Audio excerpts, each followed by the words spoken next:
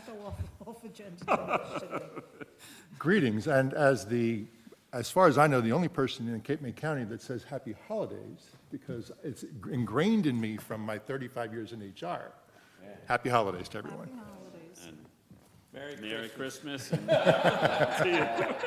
And Happy Hanukkah and whatever else you. Yep. Let's pledge the flag. That's for everybody.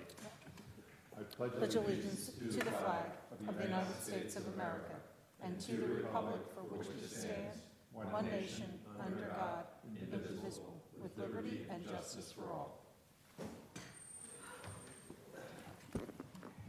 Appreciate the people giving us toys to take home from the meeting. As I mentioned in the email yesterday, we do have the opportunity tomorrow to join the recognition luncheon. Maureen and I have talked offline, and we'll make sure that next year we get a little bit more notice.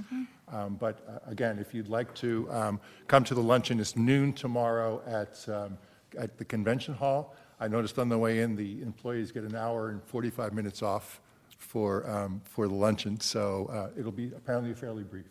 Yep. I passed along the minutes from the October 9th meeting. I had mentioned last time that I was going to consider having a secretary added. I'm going to hang on to this for a little while because I actually found it extremely useful to go back and watch the meeting and take notes, because I can't take the kind of notes that I would even if I were a member as the chair. And it helped me to understand some of the things that need to carry over until 2026 and make sure that I'm capturing the sentiments of the people that were in attendance, which were very valuable and will steer our action. So for the time being, I'm going to hold on to it unless somebody tells me I can't. So with that, I would appreciate a motion to approve the October 9th minutes. I'll make the motion. Second.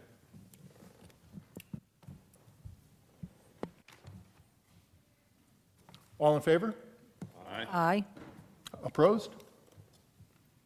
The minutes are approved. I would add that I thought you did a great job of these minutes, so I would support you continuing forward with it.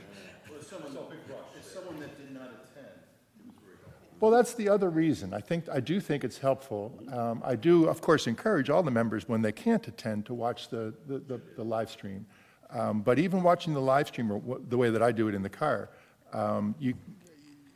there are nuances on each topic that escape. And I think that watching it again, I thought I would be taking a few notes. I completely filled the page. So it was valuable. And it's because you're all so thoughtful, and you all come so well prepared with either the facts or with your own personal opinions. That information is important to me. Maureen, time for your update, if you don't mind. Yeah, not at all. So I did check in with the clerk's office. Erin shared with me that through the process of this past season, at the end of it, that when they were using Rentalscape, which is the product we now have to be able to verify homes are registered with a mercantile license in the city, versus those that might be displayed on Airbnb and Vrbo available, 34 certified letters were sent out to renting homeowners based on what was found in Rentalscape. 25 of the 34 were paid and licenses issued. There was one paid but not yet approved by the zoning officer. I did not ask for specifics and details. So I didn't feel that was really my place. One not renting that had an incorrect address listed in Rentalscape. And a certified letter bounced back as undelivered, not picked up. So they are, from this number, you can see that there are still some that they are pursuing and have not been completely reconciled.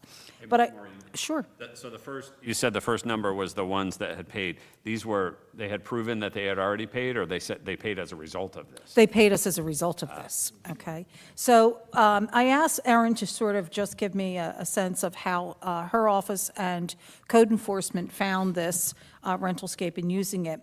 And her comment was, My office, as well as code enforcement, has found it to be extremely helpful, not only with identifying non-compliant properties, but also with providing detailed information on all the licensed and unlicensed properties in the city. We anticipate being able to utilize it more next year as we work to tweak how the information appears in SDL to better transfer over to the Rentalscape system. What they found is, a simple example that I'm familiar with is, in Rentalscape, it lists the address and it might have, 123 Main Street, apartment A, all listed there. Well, in SDL, it doesn't present that way. It's in multiple boxes.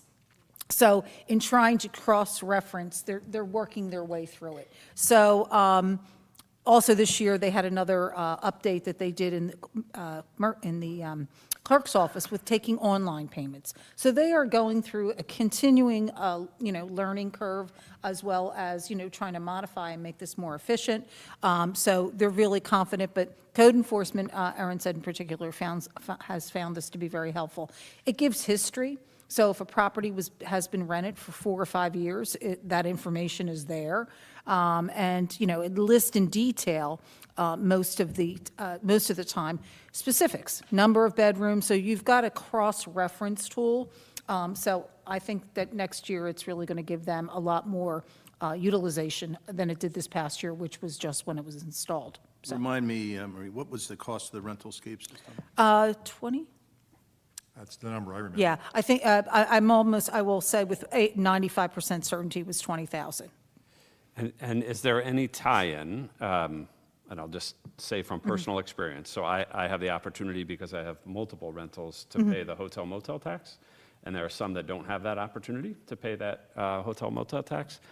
And I'm certainly aware of more than one that are supposed to be paying the hotel motel tax and are not paying the hotel motel tax. And I'm not looking to turn those people in, but I'm wondering if there are tie-ins between Rentalscape that would identify that source of revenue as well that is not being paid appropriately. So we'd have to go back to Rentalscape because they don't step their toe in that space as far as I Okay. know. Plus, we don't get a good reconciliation from the state of New Jersey on who pays. We get like some of the top lot, paying. yeah. In other words, they just send us a check and they say, oh, these are your, like, I'll say top 10. I'm sure Erin has the exact number, but Yeah. here's your top 10 or top 20 payers. Yeah. Which obviously are going to be the hotels Sure. in town.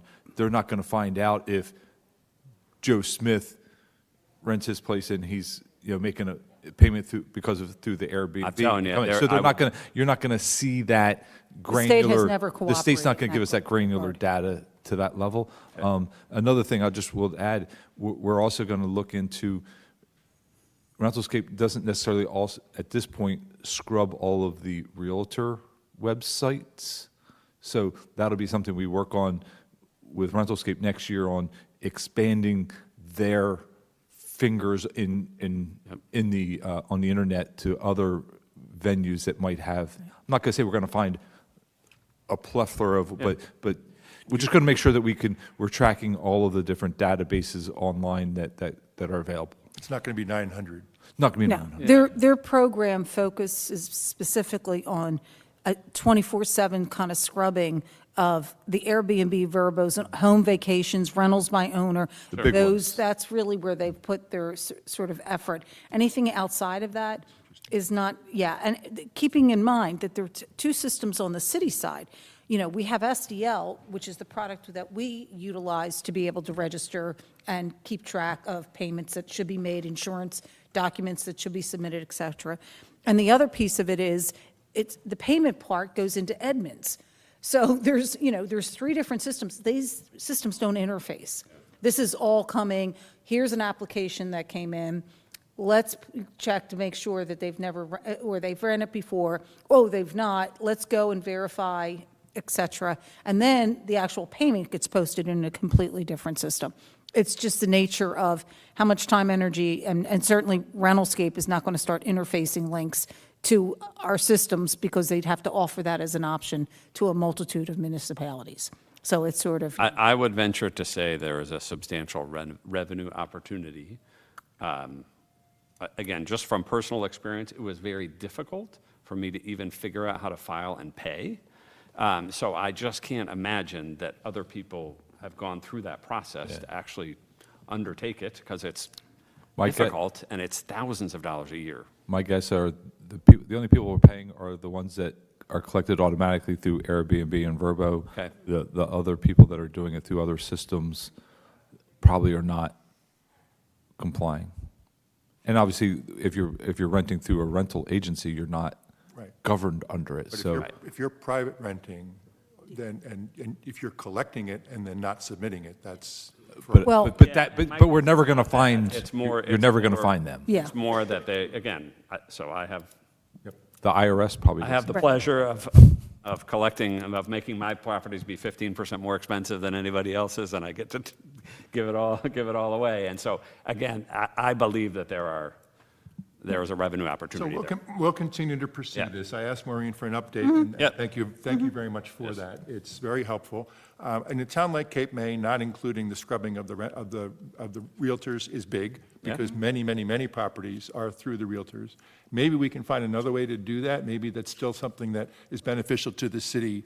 Rentalscape, once we help identify to Rentalscape the realtors' The websites. the Yeah. URLs. Excellent. Then they can plug that in, Right. and then they will. Great. That'll add it to their Okay. Search spot to engine go- on the If back. you, Go find it. if you or Maureen could let Yeah. us know when that's been effectuated, that Well, would be it's just something we got to talk with Rentalscape. We have to talk to them, find out how much programming hours it would take after we get the list together. I would hope that we would have it for the upcoming season, but we'll see what they're able to do. To give you some sense of the 25 that are now paid and licensed, that's roughly $7,500. So it's a significant chunk of the cost of the program, and we're not there yet. And is there a fine for? Yes, there levies is, for- but not, this year in particular, we sort of gave, pay up by a certain period of time. People did not get dinged, if you want. Cape May Grace. Yeah, and so we didn't approach this for that reason. It was really, a part of it is, and I think if you read the article that Zach was quoted in, I mean, part of it is safety of people coming here and renting homes, making sure that fire safety is done on a routine basis, and that people are insured, which is another piece of this that has changed in the last couple of years, is required by the state. So those were the key drivers, to be honest with you. And so, but the benefit is code enforcement is utilizing this, which is, good news. So, Well, it's also a fairness issue. Yeah. But Maureen and Paul, not to be the cheapskate here, but when I've used these kinds of things in the past, usually there's a lot more work in the first year than there is on an ongoing basis. And you would think that that might be reflected in Rentalscape's renewals.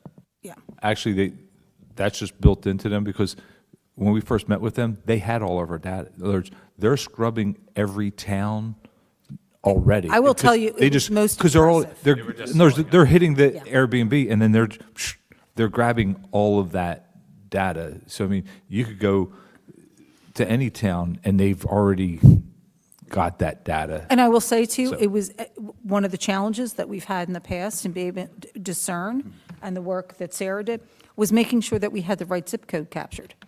I asked first question to them when they sent, and they nailed just Cape May City, which was critically important when trying to understand what our demographic was, so. Does And everybody? I have it. Does everybody understand that we're not dinging them if they sign up now? I think caught that up. we had that discussion at some point, Mike, to be honest with you. It was not included, I don't think, in the communication, but I'd have to go back and look at the letter. But I think there was certainly public kind of, in the presentation at council, this was very much to focus on, please get registered. We need to make sure that your, fire inspections are taking place, that your safety is critically important, that you're insured, and we have evidence of that. It's a state law. So I think we did try and focus on that, but, And it may Yeah. be then, we're not dinging people now. It Yeah. may be a time to say, look, get it done Yeah. before the next Well, I season, think the because compliance should, we will The Yes. amnesty. start dinging. yeah. Yeah, it's an amnesty kind Yeah. of thing. Well, and the other piece Then of we're this going is, I after. don't anticipate that we're going to have hundreds of homes coming on. We have probably saturated what we need to. It will be the onesie-twosies that come on and off that might But be to the more. fairness Yep. of the 26 that applied as a result of the exercise, Mm-hmm. okay, we need to follow up on the 8 that haven't. Because they've now paid, and as in response to the. Well, yes, hundreds have paid, right? It just, these people Correct. And just that's- chose not to. that's In the why we- beginning. That's why we've gone down this from Yeah. a Yeah, safety yeah. perspective, from a fairness perspective. Yep. It is a new initiative. Change is difficult in Cape May, so I can understand being lenient, but at the same time, I would offer that the 8 that haven't yet fully responded should have to still pay for 2025 once they renew 26, because the others also had to. I want to caution, you. I just want to state that we're not clear that they were actually all rentals. So the clerk's office is still following up on the, Understood. because there are some nuances that occur with that. So, but we have on the list to follow up on the realtors' websites, and when we could have a discussion with Rentalscape about that.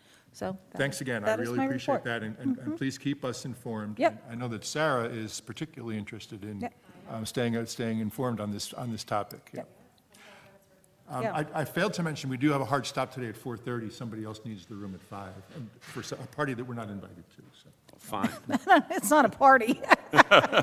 It's a public hearing, so you're more than happy to stay and participate if you so choose to. Under old business, the subcommittee, Mike, Ron, and I, on the municipal budget appropriations cap, did meet, as I mentioned in the minutes. We have some really good ideas, and we did take the opportunity to have a meeting with Zach and Paul to be able to talk through what our next steps were to make sure that we had alignment with what the city's expectations were. We are in complete alignment. That's the good news. There's a little bit of a brief delay as we are changing over the duties of the CFO. Paul requested, and I happily granted, a bit of a stay until January to meet with the new CFO and begin to explore our ideas a little bit more thoroughly. But it is definitely something that, as Ron had requested during the last meeting, to try to come up with a few ideas for the 2026 budget cycle, and that is still my objective. Even if they're not fully fleshed out, I've seen some things that I think are easily considerable. Whether the city decides to do them or not is the city's decision. Any questions on the progress on that at all? Or gentlemen, do you want to add anything to that? Okay. Yeah, great. It was great discussion. I appreciate the transparency, all around. So, Okay, the resident parking permit fees, as a matter of old business, for those of you that may not have lives and don't watch every city meeting, the ordinance was presented and then passed, reasonably consistent with our recommendation. They did keep the year-round residential fee for those with no parking meter at $500, which was our recommendation. They did elect to make the fee higher, $750, for people in meter spaces where we felt as if that wasn't something that the owner of the property controls. I'm always happy to see the results of our work be given significant consideration, and obviously when something that you've asked for or suggested is implemented, that's very much proof. Not that it wouldn't have been proof if it weren't, but it's always nice to see.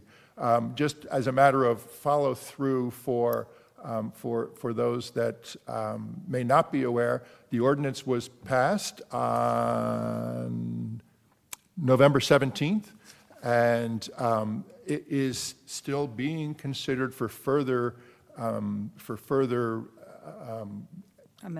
amendment, thank you, on the topic of, well, what is a residential property? And more to come on that, nothing really that concerns Mtrac. We could say that it's a revenue matter if they tighten the definition up further, but it's so de minimis that it's not really, not an Mtrac issue, but it is an issue for concerned citizens. So that. It really isn't, I didn't think it was a resident parking. I thought it was a property owner parking permit. Currently, that's correct. And isn't that the amendment? Or isn't that the new ordinance? Well, again, it's beyond the scope of Mtrac, so the new ordinance is resident. It does say resident? It does, in many places, but residential from the definition of residential versus commercial. So now the subject that's on the table is what's the definition of residential? Right. Any questions or comments? That item will now drop off unless we're asked to give additional input. I guess my only question, maybe you know this or not, do we know how many seasonal, how many did you say, Maria? It was- total? it was a lo- 68? It's 68 in total. That includes all. And then there were how many seasonal? 22 who are mercantile. And how many were seasonal? We don't count seasonal. If they don't rent their property, we don't care. No, there was some number of seasonal passes, though. It was a small number. There's This seasonal year there was a breakdown of remember the number. seasonal and yearly. There was a break, I forget what that number is, but. It's an insignificant amount of money in total at the end of the day. Sure. Give me a minute and see, I'll see if I can figure it Yeah. The reference was that it was a small number. Yeah. Yeah, I don't remember the number. Because part of the recommendation was the concern that people are paying the smaller number of 350 Right. are going to get hit with a very large increase. Right. That's why you only kept it at 500, I thought. Correct. So this data has not yet been introduced. If we want to talk about it some more, we can bring it back up under roundtable. That brings us to beach conceptions. Maureen, Paul, and I met once again since our last meeting, at least once, maybe twice. And I did circulate to you for comment in advance of the meeting the current city proposal. It's been a very interesting process. I personally learned a lot about the program, and I expect that those of you that did sort of dive into the numbers that were sent around probably learned a thing or two as well. What was interesting to me was that the history here goes back decades, that there's no real reason known in some cases why is this particular parcel priced at this particular number. And it wasn't even this last cycle, but 10 or 15 or maybe even 20 years ago, that a number wound up out of alignment. I think the key is, as I explained in the email, what we've done here, what the city has decided to do, is to move from a proposal that tried to even things out in 2026 a bit to instead saying, well, that's resulting in some transition issues on certain parcels that one could question the fairness of and even the driver of. So we had a very good discussion about alternative proposals, and what we all arrived at was to say, let's target having everyone on an even playing field in 2030, and basically increase everyone by 5% in 2026 as sort of a level set. And then we took specific properties on the hotel sides that looked normally priced and took the average of all the regular parcels on a linear foot basis. And we then increased those numbers by 3% a year through 2030. That gave us the numbers that we then needed to shoot for, okay? Can I just ask two clarifying questions? Let me just finish that thought. Okay, sure. Of $90.45 for the hotel parcels and $37.45 for the regular parcels. I did offer to round those off a little bit, but the city was happy that that's where we wind up. And that then gives us a process in 2031 that will be much fairer and more rational. Yeah. Yes, right. So two questions. One is, the number of beach boxes, is that the beach boxes we've counted, or the matter of that's how many they're licensed for? What is the meaning of that number? So we counted. We just went out on a day and had them all counted. So it just was a count. The current lease does not prescribe. You have to have them. What the number is, it's purely it's a combination metrics of demand, and certain beaches can accommodate more than other beaches, or certain beaches, obviously, beach is narrower, and so it Sure. just doesn't accommodate the number of boxes. So it's just, And the vendor has made a decision to only Yes. put that many boxes on that beach for man hours and time, Yeah. whatever. No, I appreciate that. What was the size of the beach box? It's on, I pulled it up. I didn't, Do we have that size? It's 48 by 26 wide and 33 They high. have to stay to that standard? Oh. I would expect that that might be something that we would talk about with Chris to make It's a sure. good suggestion, Yeah. Because we wouldn't want. Big if they build boxes big out there. boxes, We wouldn't want them to be a different size. That would Yeah. look unsightly. Or Yep. they make a double Yep. and say, well, it's just still in beach box. Exactly. I don't know. So, and then my second question was, is this a sealed bid situation? no, it's actually an auction. There's an auction. It's a live auction. Oh, okay. It's a live auction.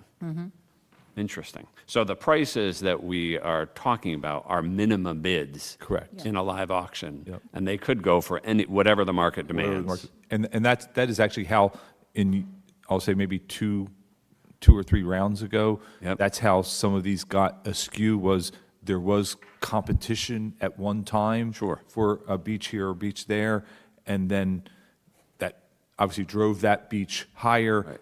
And then it never got level set afterwards. I got It just kind of went from there, and then the city just continued to escalate it. Okay. So how many bidders are there? Well, For I mean, the in the last cycle, I don't think there were any multiple bidders bidding. Just one? There was just, well, I One mean, the for- hotel zones, I mean, there were, Yeah. for all the regular zones, there was one bidder. Yep. For the hotel zones, the respective hotel was the bidder for that Sure. hotel zone. Okay. Yeah, so I mean, Actually, there was actually just one of the, sounds kind of, It's a actually, live It auction. sounds, facility. it sounds like it's pretty straightforward. Yeah. yeah. But the process was in the past that there were multiple bidders. But the last round, was sort of, that would have been in 2020, around there, for the start of 21 through 25. So maybe at that point, things had kind of settled into what people consider to be the norm Well, it and was sort also of the during standard. COVID, so who knew what the beach Yeah. season was going to be for Well, yeah. 2021? Right. and also, there was, during the last cycle, one of the hotel zones did not go to a hotel. It was actually, Stager actually ended up, nobody bid on it, and so that it rolls to open up to the regular session, and that was bid through there. So I know, and then my other comment is, I noted on Stager's website, I just pulled up just to review, and they are saying they have completely sold out of every beach for 2026. Yep. And, which is interesting to me, if they haven't even secured the bid for 2026. I think they say that because they open their, they normally open up in January. It says December 5th it opened. Okay. It's sold out for every. I've tried to, Yeah. I've tried to go in to get one on the day it opens, and it's sold out. So It it's is just, not no, a, Way it is before not- that. Yeah, they just, it's every year, it's the same thing. no, I understand, but Yeah. I guess that what that tells me is if they're sold out already, you would They're- think that that would they're- drive our prices at a higher, He's making an assumption that they will be the respective bidder, and what not even knowing what the minimum price would be, he may have to go back to people and say, hey, he needs to adjust his price based on what minimum price that the city ends up setting as the minimum, potentially. We've had that discussion yeah. with him. It is an interesting process, one that, the way that Steve Stager decides to run it is his business. Oh, sure. Okay? I would build more boxes if I knew that the boxes were selling out, but they choose not to. They did lose some boxes during the last storm, so I don't know whether they're going to replace those or not. I think that from the city's perspective, where the boundary that we want to draw is that the city is running a process that is rational and fair. Yeah, I agree. Okay? Agreed. And where it goes from there, if we have bidders, great, maybe we didn't get any in 2020. At some point in time, somebody could come in and say, this is a relatively lucrative business, I'm going to outbid the current incumbent. Right. But so far, that hasn't been happening. It did happen 10 or 15 years ago on parcel A, and that's why parcel A is at $39.28 per linear foot, where the others are $20 to $26. Okay? Well- That's that bidding process. And the other thing I noted, I thought I wrote down the parcel. There's parcel E, for example, the number of boxes they have available wouldn't even cover the bid for the, I mean, if you multiply their price by the number of boxes, it doesn't even cover the minimum bid. He So- has made a conscious decision to keep these boxes because they're registered there, which is where people want them, and not add to parcel E, for example. And a lot has to do, I think, just with staffing and manpower and not really wanting to take on more, additional business at this point. The other piece that, at least from my perspective, and I think Paul would concur, the city is not looking to make this look like a money grab by having wildly swinging prices up and down unless the bid or the auction dictates that. And the reason is because we look at what the costs are for beach maintenance on the city side and expenses. We know that there will be incremental, increases based on the contracts that we just got signed by the unions that manage, who handle that area, Public Works being one. It's 3% every year. So we're not looking to make this appear to be something that we're going after and putting exorbitant baseline bids in. These people have been having these, But, the hotel parcels and but the other. could I ask, is the auction, how do you broadcast the auction? How's that done?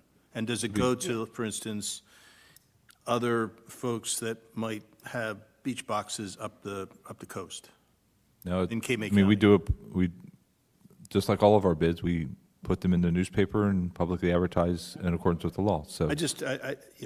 It'll be announced, it'll be part of a discussion with council, and then if the concept that has been put together and the pricing and the variables is approved. And then the But- other but you question have I have on parcel I is, it says it has 100 beach boxes there. That was a total, that's just an estimation looking at, that was, because parcel I actually was not bid on this year, I think that was just an estimation 'Cause that's- that we put in there, just trying to estimate, when we were trying to initially look at the à la carte type of a system, we were trying to estimate maybe how many boxes could be put there and to kind of figure out, okay, what would be that? There's not a lot of beach there, Paul. I mean, it's not a big beach. Yeah, that's, So I'm shocked that we could put 100 beach boxes there. Well, what they do, they have one lineup, and then they bring in another, and they're back to back. Well, I know, but have you walked down there? I have. My house is close to there, so I'm just saying, But not a it- lot of beach there. This is just an estimate, this doesn't even exist as a parcel. Yeah, so it's right? really, by the same metric, it's zero, right? The metric on the others was counted. This one is zero. that one is, Is that the Yeah. only one that's an estimate? that, Yes. yes, yes. We did talk about whether we should establish any maximums on each parcel. And the sense was that at this stage, it's not necessary to do so, that they're not being packed to such a degree that it's either unsafe to be able to walk by or. Poverty Beach work? Poverty. It's not currently listed as a No, parcel. I know that, but is it potential to be listed? No, so there's a process, that you have to get a CAFR permit for something that has not been part of this process. There's also a discussion that has to be had with council as to whether or not, how much they want to balance opening up additional parcels, because there's also public outcry at times Sure. as to what the visual looks like when there's a lot of this on the Well, beach, so. there would be public outcry there for sure. Understood. And so there's been, at this point, we're not expanding beyond the one.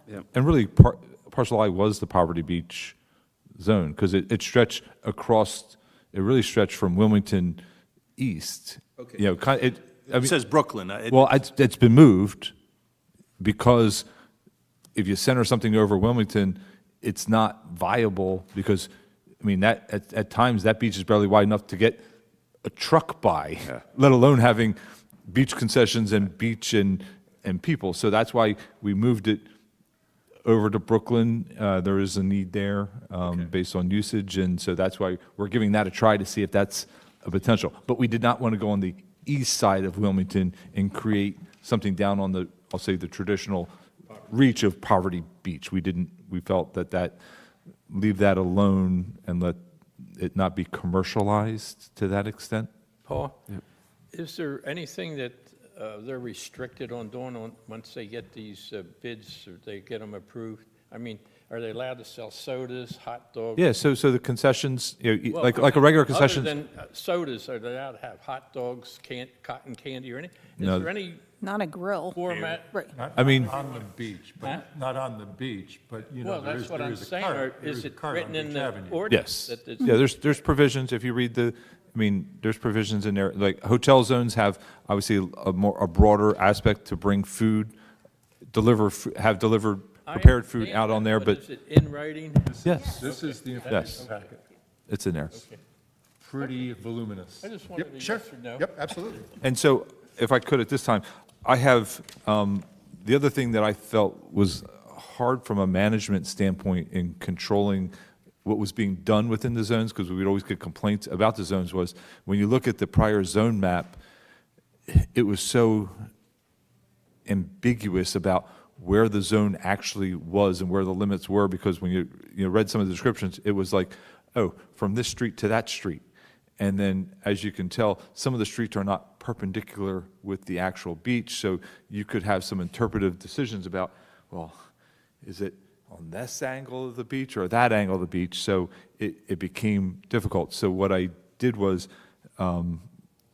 graphically showed each zone with aerial photography, defined the actual limits, and Public Works will actually go out at the beginning of the season, put posts up, down on the beach, mark the dune fence with that, so that code enforcement, beach patrol, and somebody can go out there, and even somebody from the public, because I'm also requiring that these maps be posted at each concession stand so that both the people that operate the concessions, because a lot of times the people operating the concessions are that high school person that's just out there setting up umbrellas and beaches, chairs, and they have no concept of what and where they're supposed to be. So if we delineate those locations, we have maps for them to look at, for the public to come out to look at, our enforcement to come out and look at it, then we can establish where everybody should be, and that really does create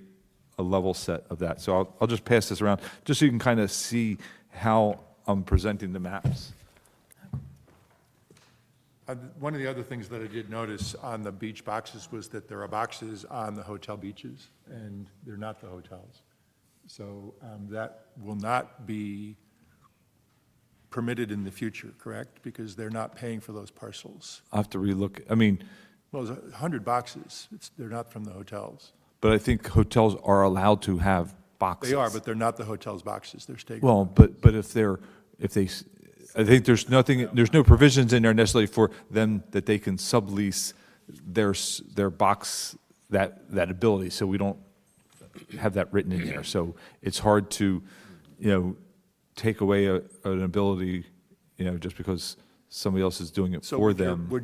would your office then require that a copy of that agreement be available to your office to know that that there's a financial arrangement? I don't know if I need that. I don't know if I need that, but that's something to talk to CGS, but Yeah. that's, I mean, if the lease allows for it and they're there, Well, the reason that I would, Steger owns all boxes?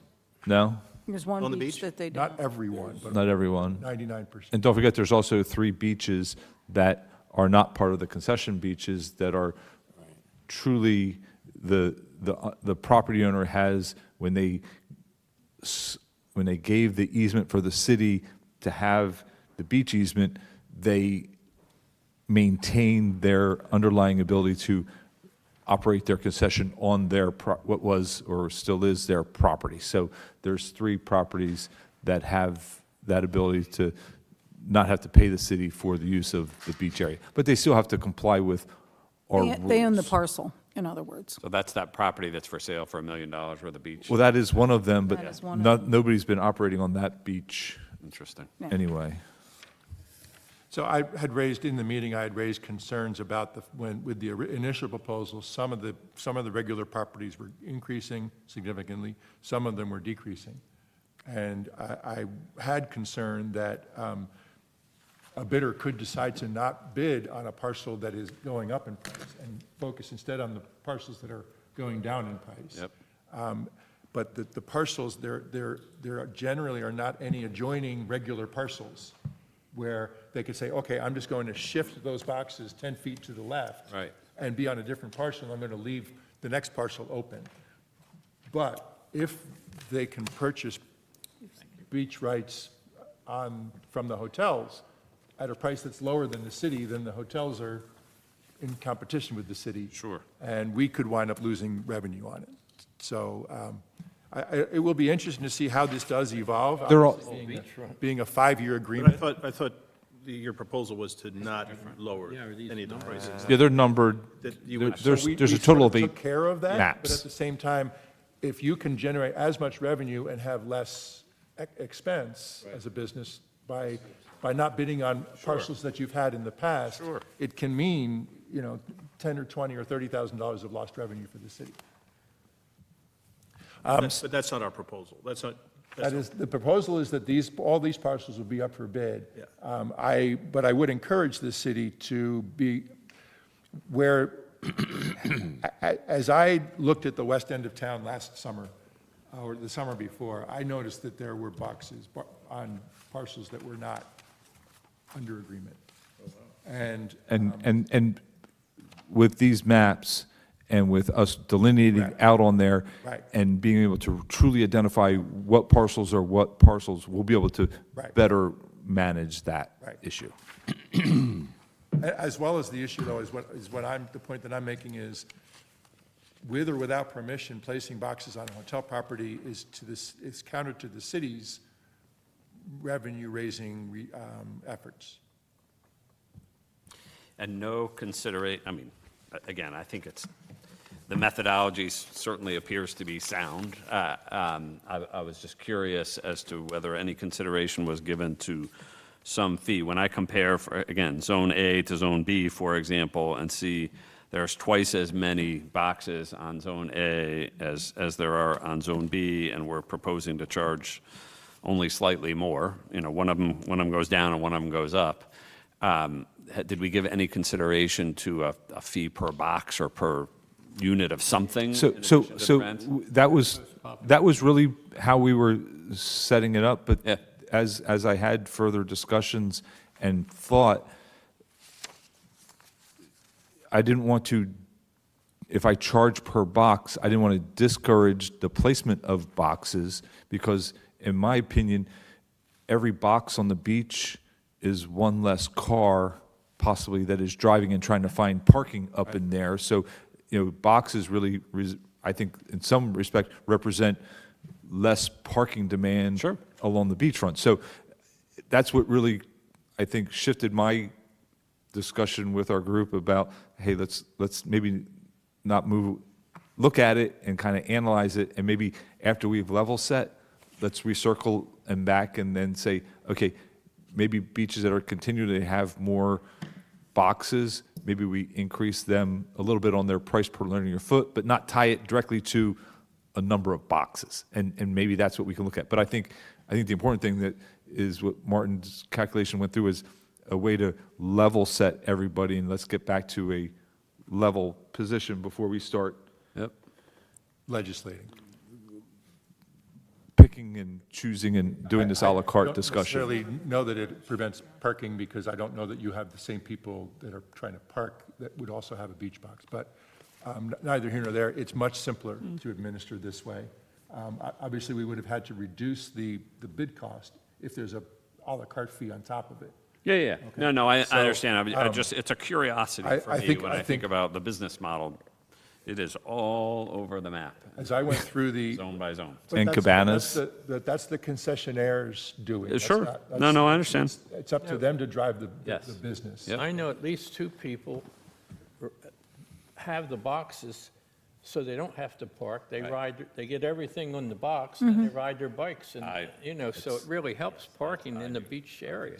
And I think, Ron, to be honest, this was not for us to get into the business of dictating to them what they were doing. We actually started out going down that road. Yeah. And thinking, and then as we got further into this and being able to manage it too, you don't want having someone to have to go out there every day and count. Yeah, because And so it became a matter of, we can clearly know where you're supposed to be by placing markers. Sure. And making sure that everyone's clear on their parameters.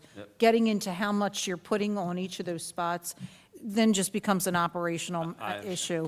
And, it didn't, after a while, it just didn't make sense. So we actually started going down that road and then just backed off of that as a trend. But we So, but we still wanted to present that data just because we had the No, data I and just appreciate kind of that. keep an eye on And that. again, I think it's important to keep in mind, I think, the objective. So if our objective is to be fair. Yes. And our objective is to attract more boxes because we Right. think that that'll help with parking. Those should drive our decision Help our process. Right, occupancies too. right. Yeah. Well, I think that, I just want to relay a story. This kind of confuses things a little bit, but it has perplexed me for many years. I had a beach box for at least a decade, maybe longer. I made a mistake one year, and I didn't pay by the December 5th date or whatever. And of course, the beach box was gone. Your SOL, but. Yeah, SOL. So I talked to Steve, and I said, Steve, I've been a customer forever. Can't you put a box there? I just want one more box on the end, And he said, the city won't let me. Okay, so I don't think so, but I'll tell you. And the part of the story is that there were a lot fewer boxes on that beach than when I first started. In fact, I bet you it was half of what it used to be. So there's some other dynamic going on. Maybe it's pricing. I don't think so. I mean, I don't think he was playing any games, but it was plain and simply a mystery to me as to why there wouldn't be a lot more boxes. So is this city really dictating? No. the number? I don't When they No. lose a box, they don't rebuild it. We call it deflecting. Yeah. Yeah. yeah. And I would say to you, you don't know what conversations he may have had with someone in a prior administration, Mike. Well, we could all, number one and Could number be. two. We can be clear when, particularly on the boxes, that there's no, perhaps restriction as long as it's reasonable. Like you don't want boxes stacked on top of each other or obstructing, the ability for people to walk or be able to, access their box, et cetera. My understanding has always been, it's been the choice of the business owner. And I have been involved with this discussion on the beach concession contracts for my entire time on council. I've never heard Mr. Gillenschwartz say anything to that effect. And we haven't gone into this with that sort of being set as a parameter. Well, similarly, Mike, I would like to have a box, and fortunately, I'm a relatively spry 67. By the time I'm Russ's age, I'm not sure that I'm going to Well, if you So, want, to my point is, in fact, I think beach boxes benefit the city. I really do. absolutely. And to me, it's kind of like, I would love to be able to do something to encourage maximizing the number of boxes on the beach. So the only thing I can think of is if there was some way, and I'm not sure, and I'll look to Paul as the engineer, is to say parcel, I'll make one up, K.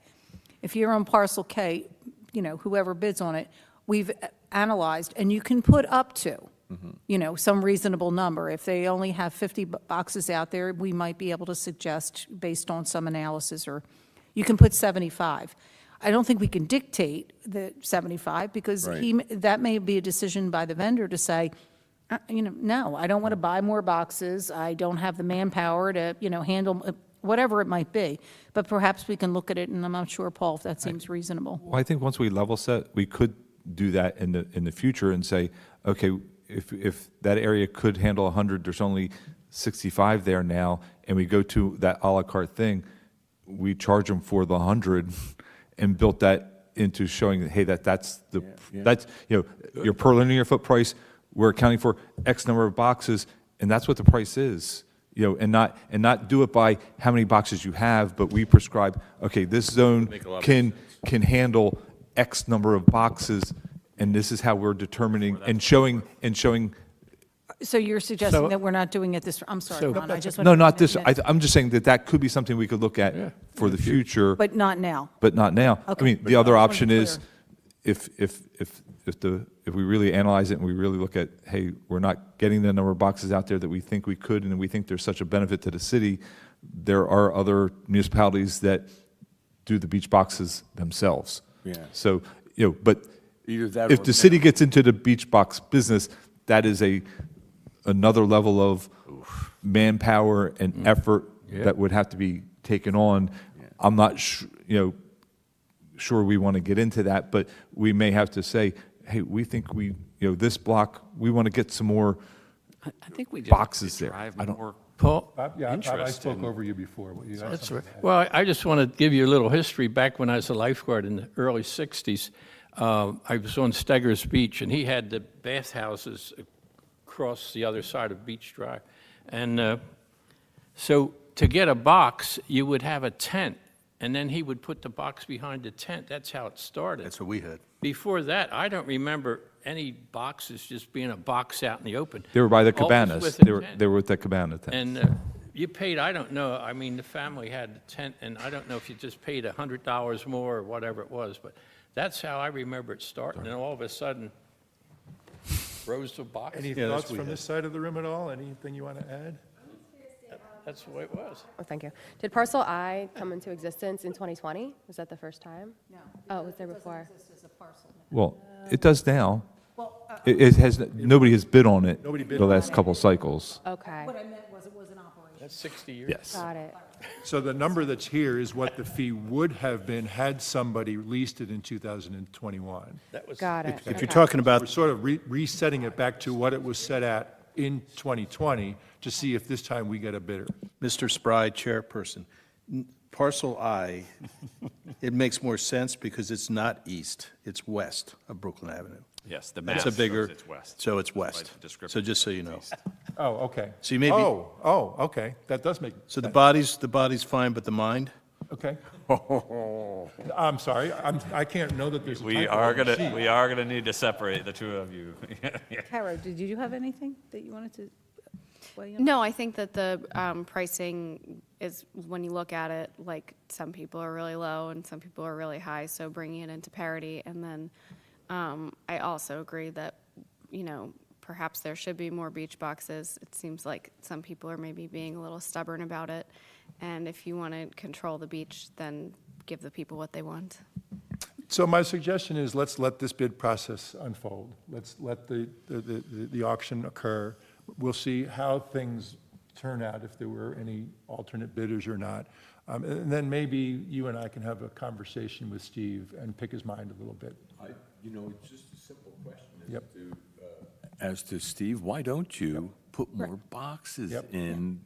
I mean, but some of it, I had that discussion, it's his manpower and how he runs his business. And, he's got a certain crew and he knows, I mean, what he can put out and put back in and just, that's what he wants to manage. Now, But he also, see, what he did to me that year was he converted a number of boxes. Yeah, I don't know. It wasn't personal, I understand. It was my fault. But no, what he was doing is he was renting, he kept several boxes to rent by the week. sure. So, Where he gets higher fees. yeah. Well, yeah, it's $150 a week or $665. But it's still good for Yeah. the city. I mean, don't get me wrong. It's still, Look, we can a box encourage, on but the I don't know necessarily whether or not we want to. Let's dip let's have a let's conversation. say- I just, Let's just- I think it'd be worth. Paul, when's the auction date? He can, it's his business, he can run it however he wants to. Absolutely. But it gives us a better understanding, because there is revenue associated with it for the city, Yeah. potentially. We're looking to have the auction in early to mid-January, such that we can have the results back before the second meeting in January. So we're looking to be able to have that in front of council to award at council's second meeting in January.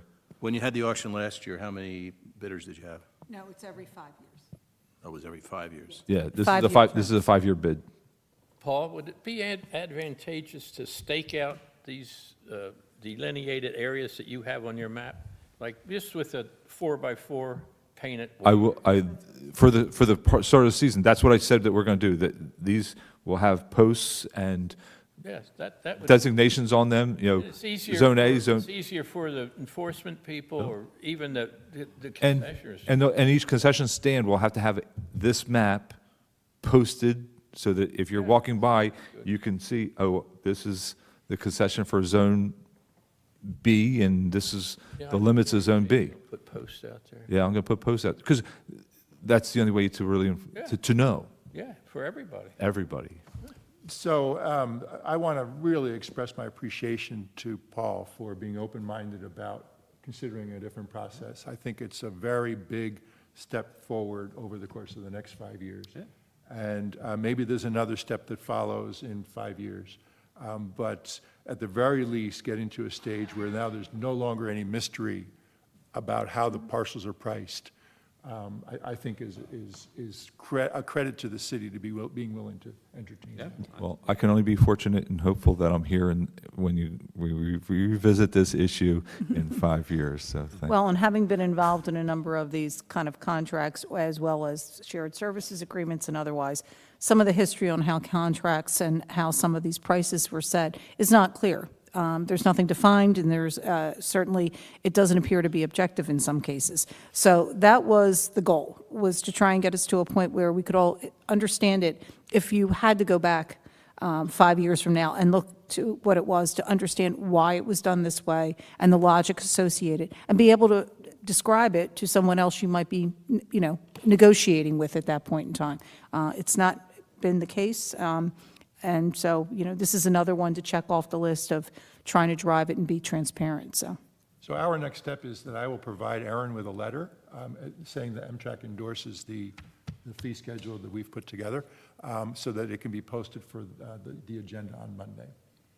Any other questions or comments? Okay, great. Thank you for your input, everyone. That was a great discussion. Our next topic is I wanted to check in with everyone on meeting frequency and the schedule. We have been doing second Thursday of the month, 3 o'clock is sort of our regular. We did move to every other month last year, and I think initially I wasn't a fan because I think that it stretches out the timelines on some of the projects a little bit. But having lived with it for a while, I could be convinced either way. I think that right now, the workload that we are taking on, I think that the committee in its current construct, I'm trying to have there not be 25 initiatives that we're working on at any given point in time. So I feel a little bit more comfortable, but I did want to get the feedback from the members about whether we felt as if we should go back to monthly or continue to do the every other month. So personally, I have a winter challenge in that I'm not usually here January, February, and March. So I can certainly fly back for probably one of those. I'm probably not interested in flying back for 3 of those. Doing that. Yeah, I'm sort of in, well, January is fine, but we're definitely not here the month of February. And I'm not going to fly back.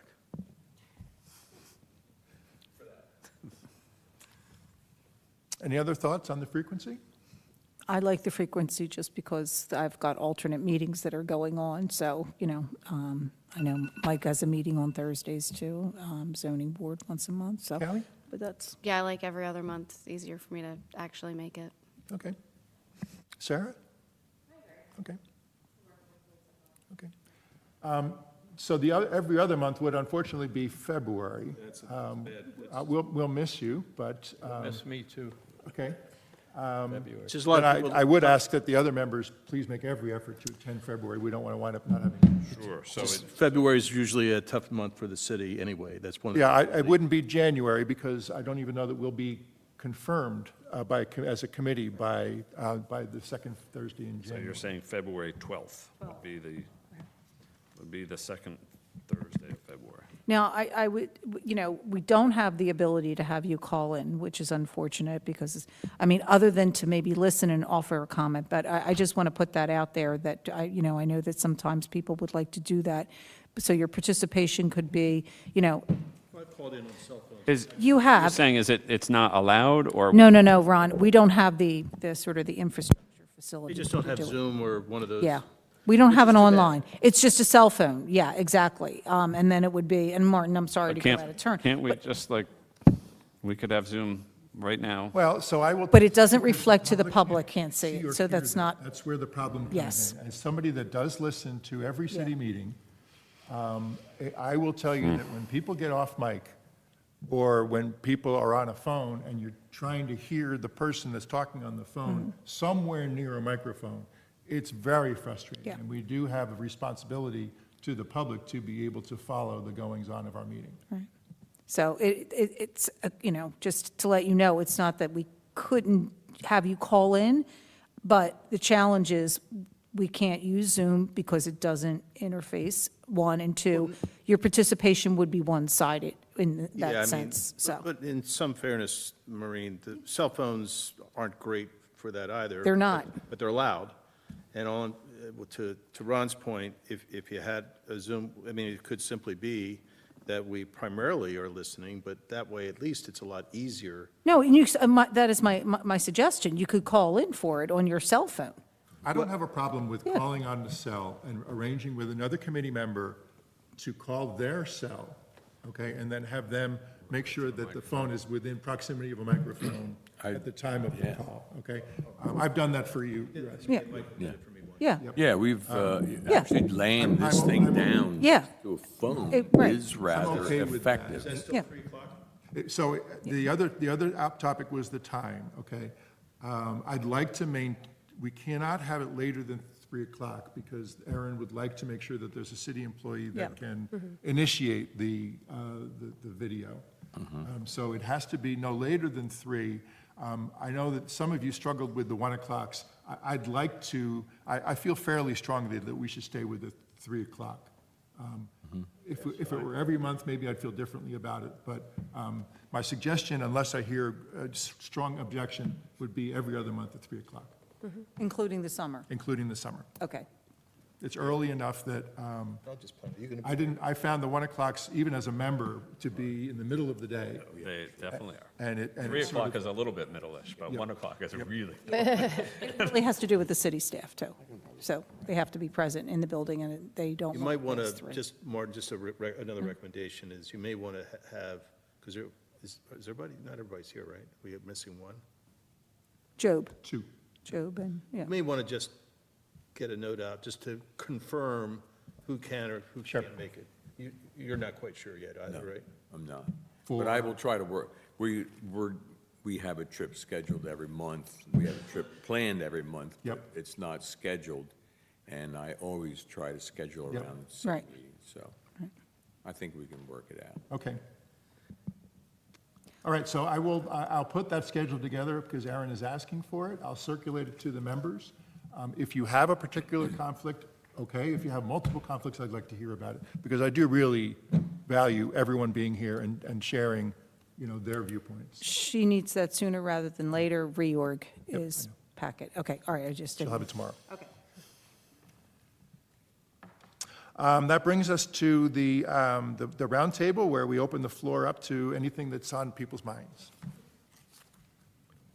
I always have something on my mind. Excellent. Paul, I would encourage the city, if you could encourage them, to buy that property on the beachfront for $1 million.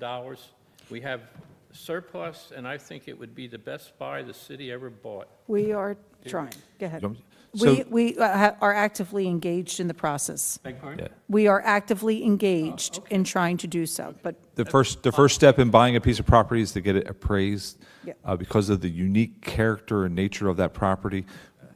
I should have the appraisal here I'm glad- probably this week or next week. don't have to go And deep. we have, actually, I think council did I think we have funds appropriated based on what I anticipate the appraisal coming back in at, to do that, which may be different than what the for sale price is now. I'm curious to hear your thoughts about why would it be a good purchase? Well, if it's the Do you want- property I'm thinking of, you or me or Paul? You. I mean, it's right next to our own properties, and it's right in the center of town, and This, who knows what we're going to do in the future. the city should endeavor. They don't make that properties available every year, and, it's funny because at one time, We were trying to get bathrooms a couple of years before you came aboard. And I actually went to Bob Fight and tried to get him to sell us 50 feet of it to build a bathroom there. And that time he had his friend, Mrs. Steger, and she said, no, he's not selling that because his grandson, or my grandson wants it. I said, okay. But anyhow, it's a great property. It's a location, you can't beat it. You just can't do anything with You it. just can't do anything with it. Well, we can. that would It's a, affect it's a public beach, and that's why the city should own the public beach. Where is it located? It's the parcel where Mermaid's Restaurant is, from Gurney. It's the next block, so it's essentially the block of the beach that's west of Gurney. Between the two arcades. Yes. Build a fishing pier. I understand. So that's, and I mean, we have, obviously, the city has perpetual easements across, there are numerous properties that are still privately owned, but the city has a perpetual easement to utilize, maintain all of those parcels as a public beach. So, and that's how those 3 parcels are out there that have the ability to have a concession on there without, and this is one of them, to have a concession without going through and paying a license fee, is because that was the trade-off that the city did with them. Was we got the perpetual easement, they were able to maintain the ability to have a concession on that parcel. So that's, But there's no concession on this parcel now. well, that's only because the property owner doesn't choose to have one, but he could if he had chose to. Sure you could.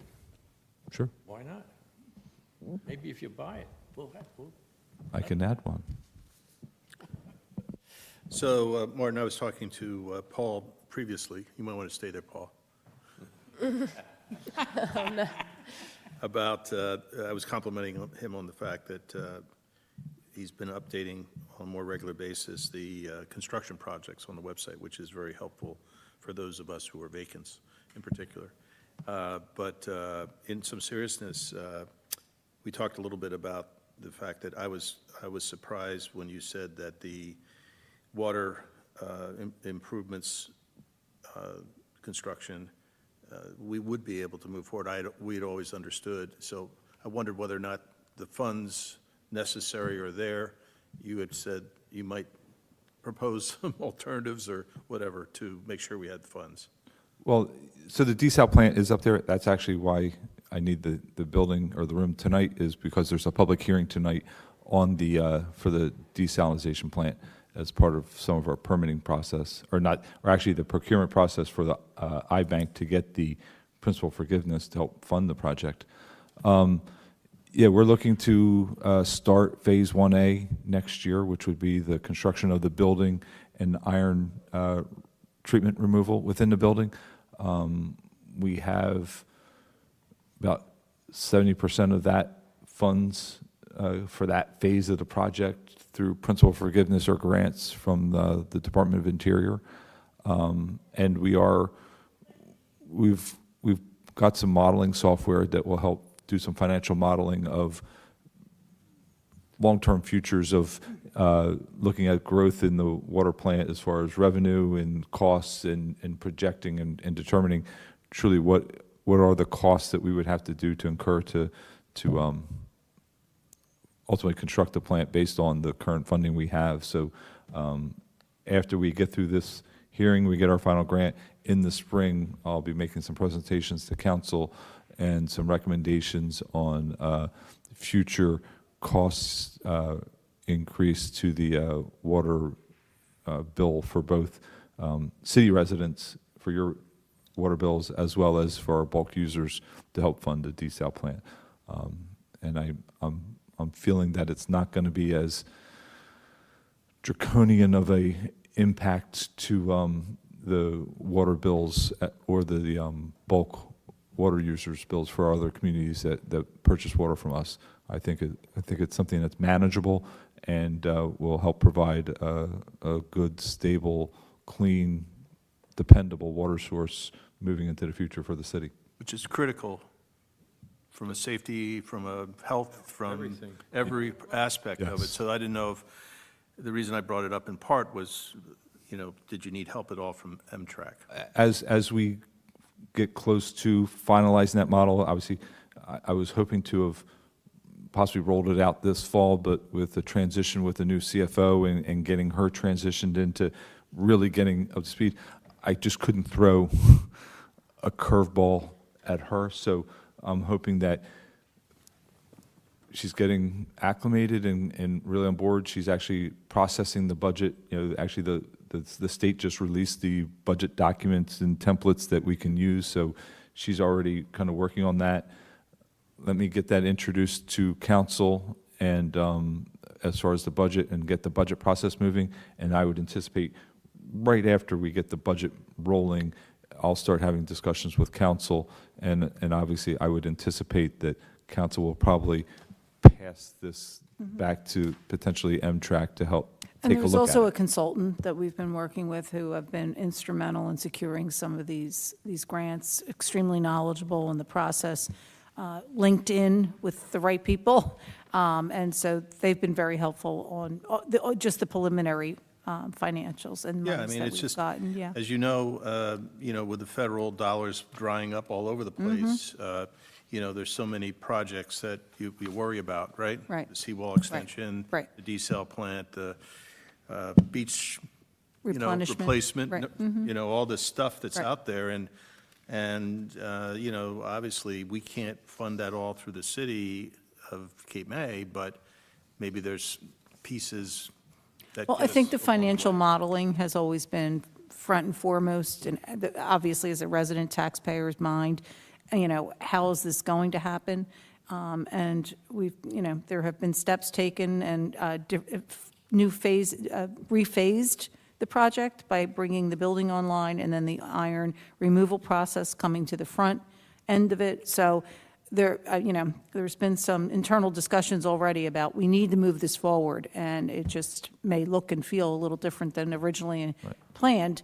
But with Paul's help and certainly with CMA, it's been a process where, they just did a presentation at the last council meeting to update us and also talk about this, that this is a good strategy, to be able to sort of rephase. My recommendation for the committee, and Martin certainly as chair, that although our charge is look at revenue sources and other kinds of things, I think health and safety should definitely be part of our mission. And when you think about water, when you think about beach safety, when you think about, keeping ocean out of our properties and other kinds of things, I mean, to me, those are critical components that we need to take into consideration at our committee level. And I'd really want to, I really have to say thank you to, our federal congressional team has been, bipartisan. Senator Kim and Booker and Congressman Van Drew have worked really hard with us. We've also really been doing a lot of outreach with, through the Coast Guard. And, I think, with them talking with their leadership in D.C. to, it's unfortunate that the Coast, unlike the Department of Defense for the other branches of the military, with the Coast Guard being under Homeland Security, they don't have the same funding mechanisms and ability to work with municipalities as, I'll say, the bases within the other branches of the military.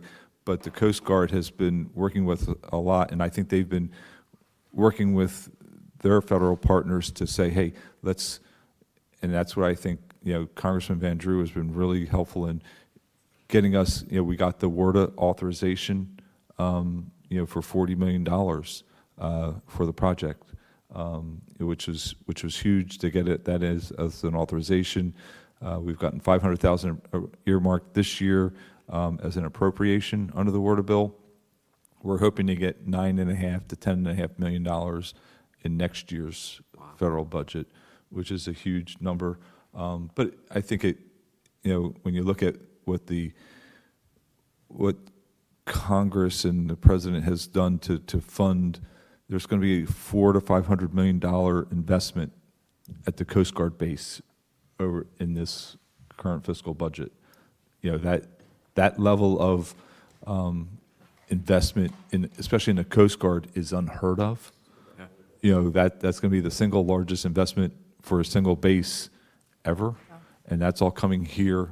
That's $400 to $500 million of construction activity happening on the base over the next several years. So they realize that they need a clean, efficient, reliable water source, and we're for them. So I think it all ties together. Does that whatever the number is, $10 million, does that need to be spent in a particular year, or that's granted and then we? It's appropriated over time? and then it'll be spent. I mean, it'll be spent really quick because if you look at, and it's in the project report that we put online, Phase 1A is obviously the construction of the building and the iron removal, which gives us just over about 1 million gallons a day of water treatment. So that's a huge amount of water treatment just by itself. So we build that building, start that next year. By the time we have that building done and ready, obviously I'm hoping that the federal government and the budget process goes a little smoother than this year, and we get that say $9.5 million appropriated, and then that gets released in the spring of 2027, about when the building is being completed, so that then they're essentially, that phase is purchasing the reverse osmosis part of the treatment plant, and then they're funding essentially the equipment that's going to be plopped into our building. You plumb the systems together, and then we'll have, by maybe 2028, Paul, do you have any idea how many wells they're going to have to drill to nothing. supply? We'll be utilizing our existing wells. It's all utilizing our existing wells. I want to make sure we leave time if there are any other ideas, but I will say, Russ, that, when I challenged myself to decide why is it that I'm volunteering my time, it was to better the safety of the city for future use and also fairness. Those are very important to me. This is the second time that we've discussed having a mission statement. I think that that's something that we should work on in 2026 to articulate what it is that we're going to do. Yeah, that was kind of my proposal here, would be that we allocate some time, and I don't pretend to know what the rules are in terms of public versus sit in a room and batting about brainstorming some vision or whatever, but I feel like we need to allocate a session sometime to coalesce around what is the vision of our activity here in whatever form that's appropriate, and that should be what we use to determine. So we're allowed to have 3 members meet without it being a meeting. Okay. Okay, so that can happen anytime. If we did want to have a special meeting to brainstorm the mission, the HPC did that, but they had to sunshine those meetings. And I don't think we have anything to hide. And I think if we're going to coalesce around a vision, then it needs to include everybody. I'm going to Can be- I just, one comment, there is currently a mission statement that was put together when this committee was composed by the council and the mayor. Yep. We will be doing a reorg, so if you're talking about doing it, that would be the time for this kind of a statement, because if it's altered, I'm not saying that it can't be, but just to make sure Yeah, that it's we won't have incorporated. anything before the reorg. Okay, No, that's fine. This is, All right. When I- 'Cause it- Yeah, and I'm looking for more than a statement, but rather What I'm going to do is I'm going to circulate a list of the 2026 projects Okay. to each member and ask for people to volunteer to serve on subcommittees, if you will, on different topics, so Okay. that then we can have the discussions, but it will already have been thought through Okay. at these by every other month meetings. Yep. Okay? So I do think that that's one of them. Okay. And there's a list of them, so that we continue to move forward on each of the projects that we are personally committed to trying to advance. okay. Okay, and the mission statement will be one of them. Yep, perfect. Thank you. Any other thoughts? Okay. I did have one thought the other day. I do tend to, when I'm either running or doing yard work, I think of things, and that's just kind of the way that ideas come to me. I've made this statement to Paul and to Maureen recently. having read a book on parking, it enlightened me to know that every densely populated area in the country has a parking problem. Cape May is not in any way unique. Every American wants to park where they want, when they want, for free. Okay? Sure. And while we like to talk about parking as a problem, I'm not suggesting that it isn't a problem for the city. I don't think it's the number one problem. I think the number one problem is long-term housing. Not affordable, okay, long-term housing. That's a different Just, topic. well, so the affordable housing has a different definition. Well, I'm sorry, long-term housing that people can, employees can pay for, how's that? But, Fair enough. so, That's a different, if we don't take steps, and I think that's another project, and Mike, you suggested that there be discussions about long-term planning, okay? Yeah. If we don't have a long-term plan to add long-term housing of a variety of things, okay, the city will gradually Fall apart. decline, yeah, yeah. Because we need to have younger people living in town. We need to have younger people that have children in the schools. We need to have younger people serving on this committee, on all the committees. So for my own edification, maybe I don't understand the difference between affordable Sure. and housing that people can pay for. There is, Mount Laurel is affordable housing, Mount Laurel project. Okay, there are, when we build affordable housing in Cape May, it goes out to bid. Economically And 600 people challenged. bid on it, one gets it, and we have no control over who gets it, okay? So it's not affordable housing, it's what they can afford, how's that?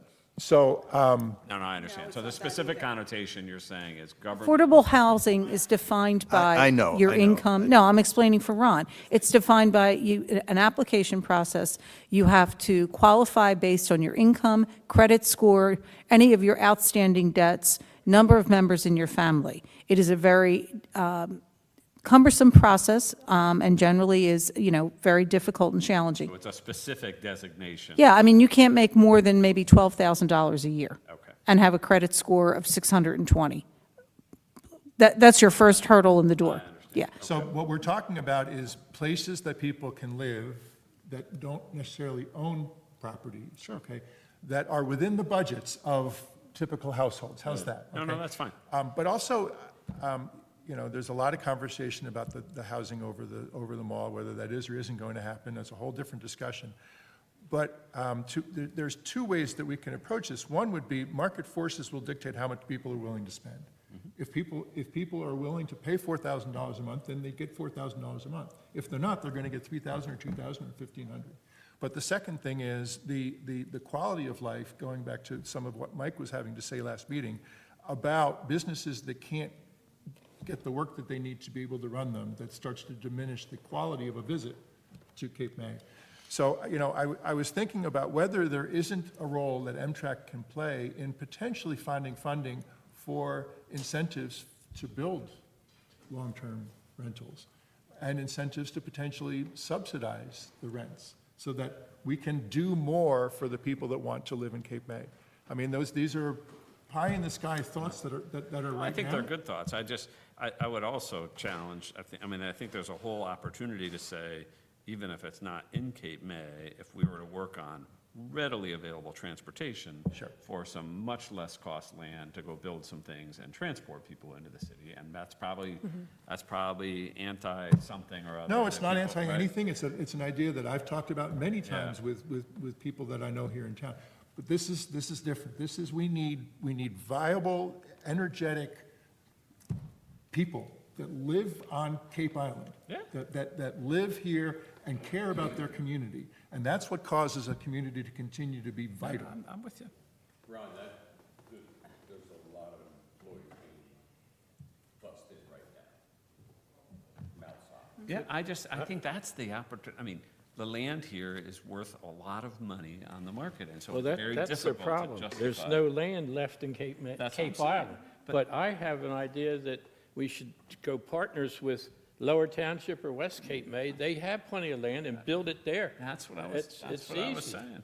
You can't build in Cape May. Yeah, manager and chef, when like 65% of the applicants were immediately eliminated because they cannot afford to live here. Yeah.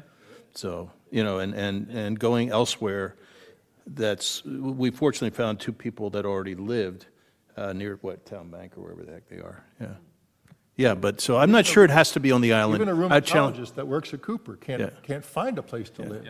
So that's the only thing I would challenge, Martin, is that you have to have it on Cape Island. I agree that would be ideal, but I think if it's within a reasonable distance of Cape May, I think that's, I'm not talking about people that work necessarily in Cape May businesses. I'm talking about people that live, that have become a part of the community, that care about the future of Cape May. but they have to have jobs.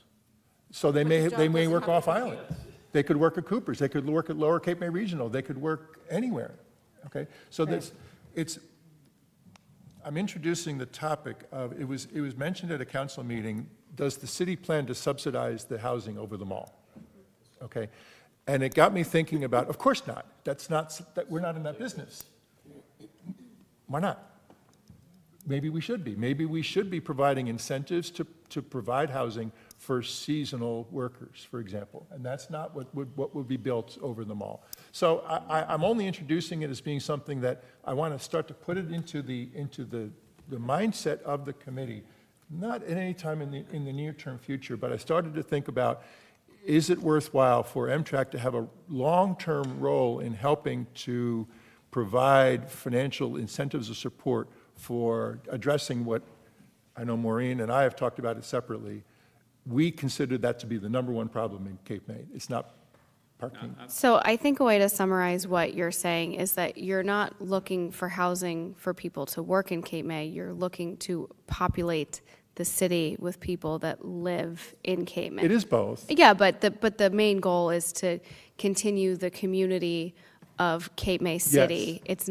It's less about staffing, it's more about people living Yes. here and keeping the community And that populated. sense of community, that's Yeah. exactly right, yes. One thing is at the League of Municipalities, there was a couple speakers, they were talking about accessory dwelling units. Okay, And they were saying that there's, a bill that already passed through the Senate that they said is coming down the pipeline, they're still adjusting it, but where, I'm curious how it would affect zoning, they said it would override any ordinances you have, or if you're a single-family property, you can have an accessory dwelling unit on your property.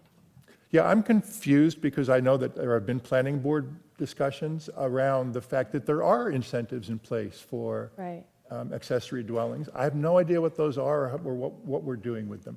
I'm just, in the round table portion of this, it's something that I think I wanted to get these minds that we all have thinking about, is there something long-term that a role that Mtrac could play in trying to do something that's a little bit out of the box?